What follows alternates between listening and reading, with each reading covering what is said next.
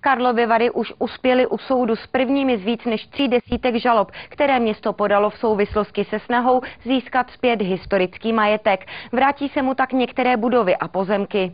Budovu České inspekce životního prostředí nebo finančního úřadu v karlovarské části Drahovice už vysoudilo město Karlovy Vary. O historický majetek se město soudí, protože došlo k přesvědčení, že mu patří.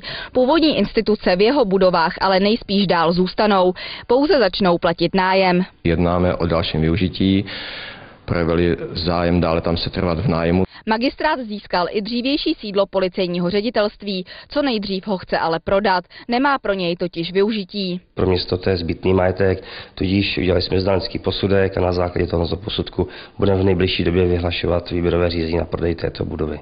Policie s rozhodnutím soudu, že stavba patří magistrátu, ale nesouhlasí, zvrátit ho už ale nemůže. Dodnes jsme nepochopili rozhodnutí, že budova na ulici IP Pavlova patří městu Karlovy Vary. Už od roku 1938 patřila budova československému státu, a to pro potřeby státní policie. Město vysoudilo zpět také řadu pozemků.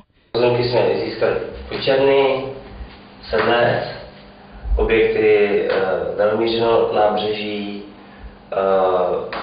Policie České republiky na Sokolský. Jedná se o pozemky, kde jsme získali zhruba do současné chvíle zhruba 200 000 metrů čtverečních. Město vlastní pozemky i v jiných městech. Třeba v Ostrově na Karlovarsku mu náleží 7 000 metrů čtverečních.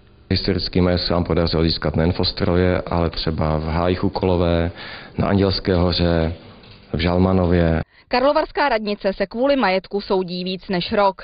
Do konce března 2013 jsme podali 34 žalob na určení vlastnictví a získání zpátky historického majetku do vlastnictví města. Jestli soud městu přiklepne také budovu a pozemek vojenského újezdu ve Dvorech, dům pod Becherovou vilou nebo třeba pozemky pod sídlem Českého rozhlasu, zatím není jasné. Soudní spory totiž pokračují. Lucie Valeriánová, televize ZAK, Karlovy Vary.